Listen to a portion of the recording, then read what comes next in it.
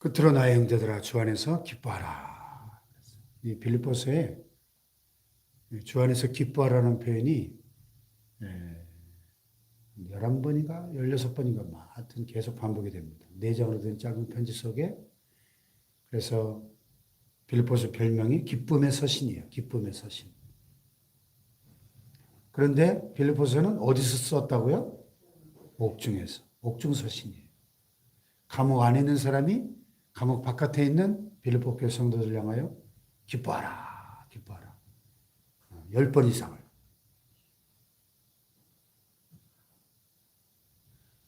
이 정신병자가 아닌 다음에 어떻게 그런 환경에서 기뻐할 수 있죠?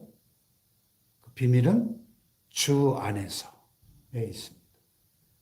다 같이 주 안에서. 주 안에서 기뻐하라. 주 안에서 기뻐하라.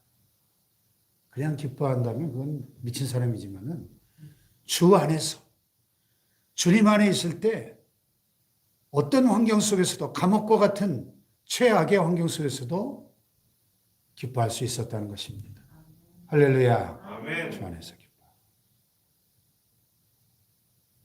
항상 기뻐하라. 쉬지 말고 기도하라. 범사에 감사하라. 이것이 그리스도 예수 안에서 너희를 향하신 하나님의 뜻이니라. 아멘. 아멘. 그게 왜 이렇게 중요한가? 왜 항상 기뻐해야 되는가? 이 기쁨은 진정한 그리스도인들이 누릴 수 있는 위대한 특권이거든요.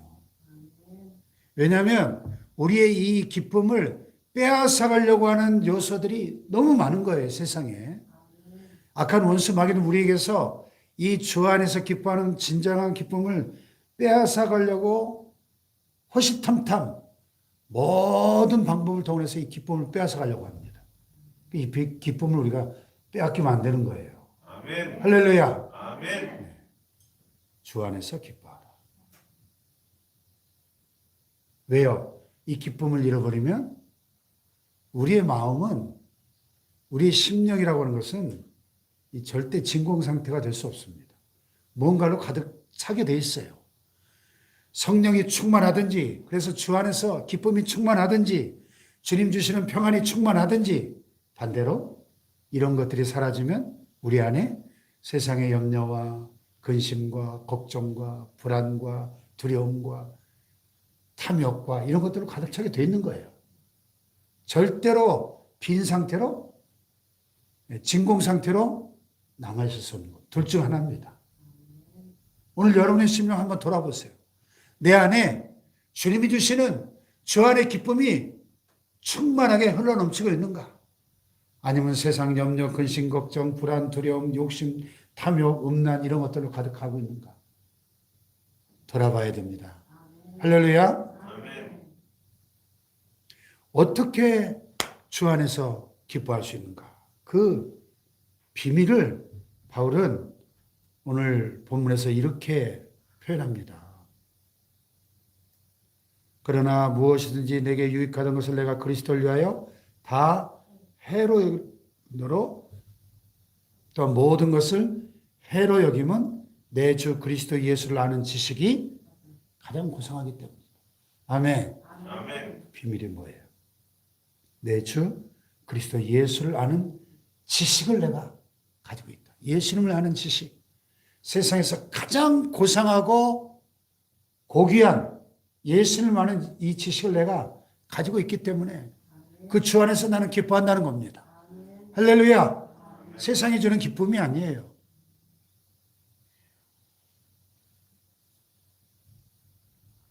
자, 이전에는 바울이요, 무엇을 인하여 기뻐하고 자랑하고 신뢰했습니까? 육체를 신뢰해. 육체를 나도 신뢰할 만했다. 만일 누구든지 다른 이가 육체를 신뢰할 것이 있는 줄로 생각하면 나는 더욱 그래. 육체를 신뢰한다는 게 뭐예요? 세상적인 것들. 자, 그 예를 듭니다. 내가 8일 만에 할례를 받고 이스라엘 족속이다. 베냐민 지파의 히브리인 중에 히브리인이다.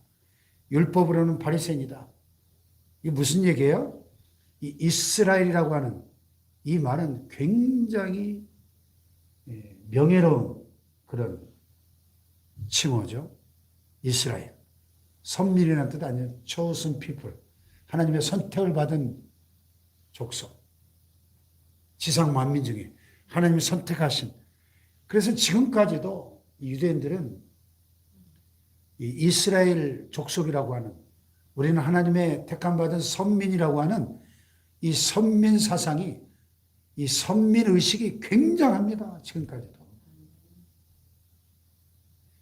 그러니까 강경민 선교사님이 이제 이스라엘에 거주하는 러시아계 유대인들이 한 200만 명 북부에 산대요. 그래서 그쪽으로 제2사역지를 정하려고 이스라엘에 한 달 정도 이렇게 머물면서 쭉 이스라엘을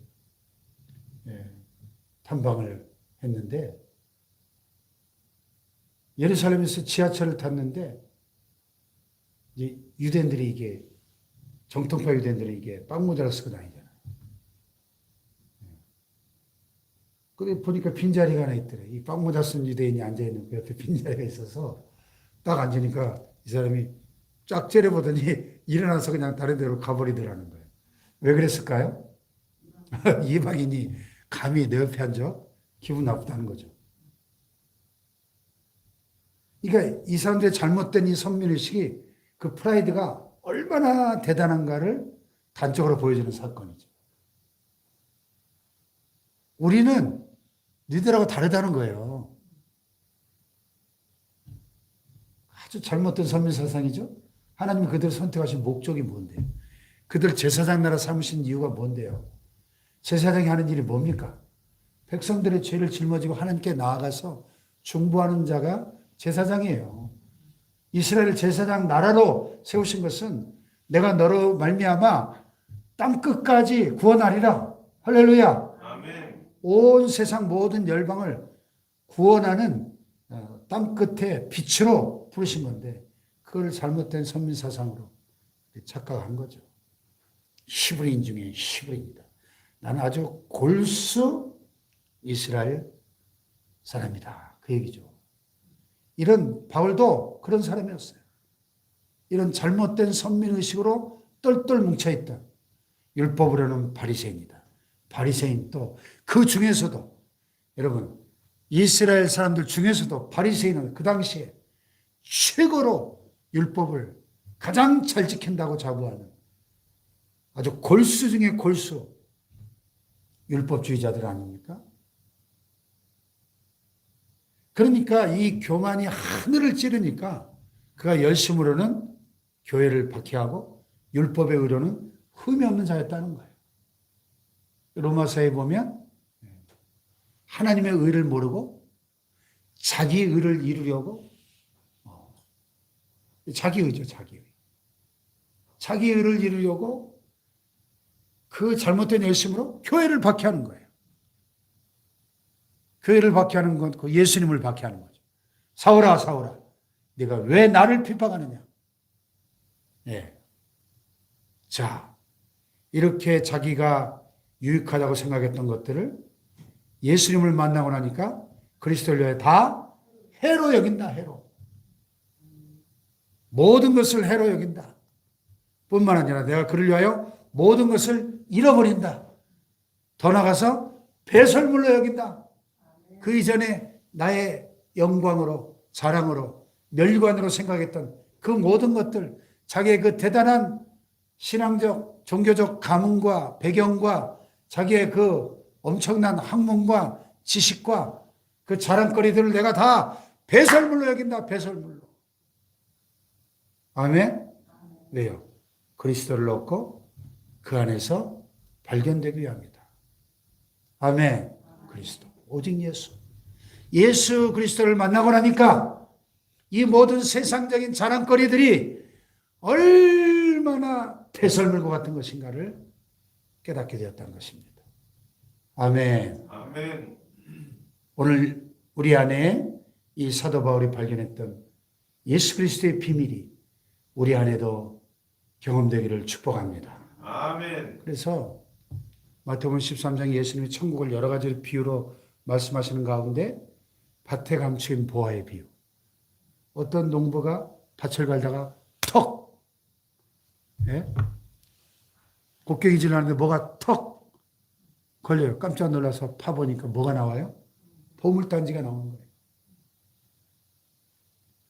그 포드로 푸는 성경에서 제가 보여드렸죠? 예수님 당시에 그 돈을 가장 안전하게 보관하는 방법은 오늘날처럼 은행이 발달해 있지 않은 시대니까 단지에다가 이런 단지에다가 동전을 잔뜩 담아가지고 땅속에 묻는 거예요. 아무도 모르게 땅속에. 그게 가장 안전한 방법인 거예요. 왜냐하면 집안에 놔둬도 도둑이 와서 훔쳐갈 수도 있고 그렇잖아요. 또 전쟁이 나면 뺏길 수도 있고 이러니까 땅속에 묻어두는 거예요. 아무도 모르게. 근데 만약에 이 사람이 이걸 아무한테도 이 비밀을 말하지 못하고 갑자기 죽었어. 그럼 어떻게 되는 거야? 이건 영원히 비밀에 묻힐 수밖에 없는 거죠. 그런 일들이 종종 있는 거예요. 땅에 밭에 감춘 보화가. 근데 이 사람이 농부가 이제 소작농인데 자기 땅도 아니야. 남의 밭을 갈다가 턱 하고 이 어마어마한 오늘날로 말하면 막 수십억의 돈이 들어있는 이 보물단지를 발견한 거예요. 그러니까 어떻게 했죠? 자기 전 재산 다 팔아가지고 그 밭을 사는 거예요. 할렐루야. 전 재산 다 팔아가지고. 그러니까 합법적인 그 밭에서 찾은 보아니까 자기가 합법적인 주인이 되잖아요. 천국이 그와 같다는 겁니다. 천국이 밭에 감춘 보화와 같다는 거예요. 예수 그리스도가 밭에 감춘 보화와 같다는 것입니다. 바울이 이 밭에 감춘 보화와 같은 예수 그리스도를 발견하고 나니까 자기의 전 재산을 다 팔아서 그 밭을 사는 거예요. 자기의 일생을 바쳐서 이 복음을 전하는 겁니다. 결혼도 하지 않고 루터의 표현을 빌리면 마치 미친 개처럼 지중해 연안과 소아시아 로마 제국 일대를 막 여기저기 뛰어다니면서 이 복음을 전하는 겁니다. 아멘. 그래서 이게 진짜를 발견한 사람이 보여주는 특징이에요. 여러분 우리가 진짜를 발견했다면 가짜에 속지 않을 것입니다. 그렇죠? 네. 보석을 감별할 때도 가장 좋은 방법은 진짜를 내가 가지고 있으면 이 진짜를 알면 가짜에 속지 않는 거죠. 신앙도 마찬가지예요. 우리가 진짜 예수님을 만나고 진짜 성령을 받고 진짜 하나님의 은혜를 받았다면 저는 가짜들에 속지 않는 거예요. 얼마나 이 세상에 지금 가짜들이 많이 나와 있습니까? 가짜들이. 저는 뭐 신천지 무슨 막 저런 뭐 만민중앙교회, 서울에 성락교회 이런 신비주의자들, 하나님의 교회, 안상홍 증인 이런 엉터리 가짜들에 속지 않는 거예요. 진짜 예수님을 만나면. 할렐루야. 여러분 진짜들이 되시길 축복합니다. 아멘. 짝퉁에 속지 말고. 짝퉁들이 너무 많아요. 세상에. 진짜를 만나고 나니까 내가 그를 위하여 모든 것을 잃어버리고 그 모든 것을 배설물로 여긴다. 배설물. 분토와 같이 버리고 초계와 같이 버리고 오직 그 안에서 발견되기를 원한다. 예수 그리스도를 얻고 그 안에서 발견되기를 원한다. 할렐루야. 아멘.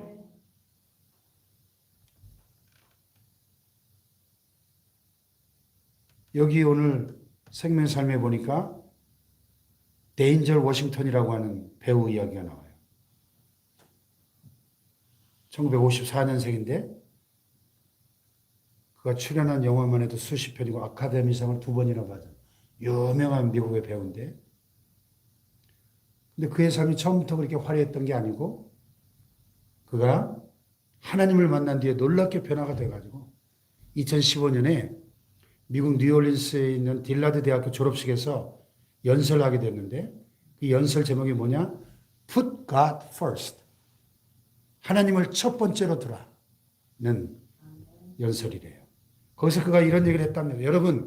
여러분이 나에 대해 아는 모든 것, 내가 성취한 모든 것은 하나님의 은혜로 받은 선물입니다.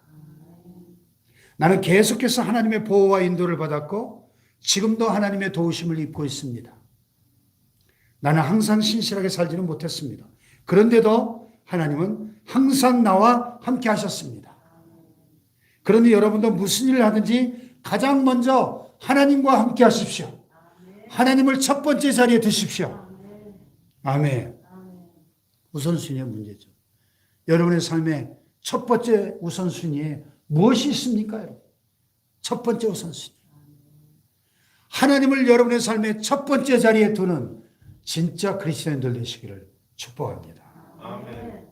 그러면 가짜에 속지 않을 것입니다. 가짜에 속아서 우리가 종교인으로 종교 생활하다가 주님 앞에 선다면 어쩌면 불법을 행하는 자들은 내게서 떠나가라. 내가 너를 도무지 알지 못한다. 이런 준엄한 심판을 받게 될지도 몰라요. 우리는 가짜에 속지 말고 진짜를 발견하고 밭에 감추인 보화와 같은 예수 그리스도, 그분이 나의 모든 것이 되시고 나의 진정한 보배가 되시고 내 삶의 이유가 되고 목적이 됨을 깨닫고 신앙생활 하시기를 주님의 이름으로 축복합니다. 아멘. 기도하십시다. 그렇습니다. 주 예수보다 더 귀한 것은 없네. 우리가 찬양하는 것처럼 밭에 감추인 보화와 같으신 모든 것의 모든 것 되시는 예수님만을 섬기며 살겠습니다. 우리 말씀 붙잡고 이 허탄한 육체의 자랑을 모두 내어버리고 예수 그리스도만을 자랑하는 진짜 그리스도인들 되게 하여 주옵소서. 주여 삼창을 기도합니다. 주여, 주여, 주여. 주님 감사합니다. 주 예수보다 더 귀한 것이 없습니다. 모든 것의 모든 것 되시는 나의 보배가 되시는 주님. 하나님, 세상 모든 육체의 사람들, 세상 것들 다 하나님 배설물로 여기고 오직 주님만을 사랑하기를 원합니다.